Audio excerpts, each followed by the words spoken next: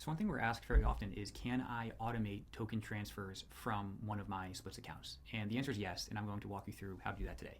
So what we're going to do is we will approve this spender account that I just created. So there are no transactions here, brand new account. We're going to approve the spender to take USDC out of this operations account and send it to the receiver. So in this case, I just create another sub account, the receiver account. This can be any a customer of yours, what have you, someone who performs a specific action in your mini app or your application.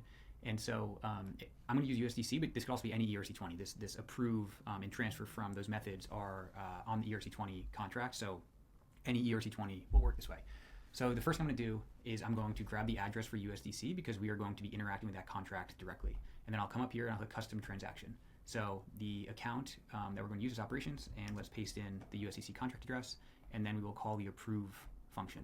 So the spender is going to be that address. Now this could be a server key that you control that again will move tokens when certain actions are performed within your application. We're going to use a spender, and then the value, I'll just have it transfer 1 USDC. So I'll do 1, 1, 2, 3, 4, 5, 6. Hit review, approve 1 USDC transfer.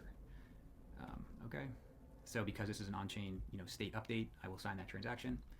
And so now what we've done is we have just called approve on fiat token v2_2. This is the USDC contract.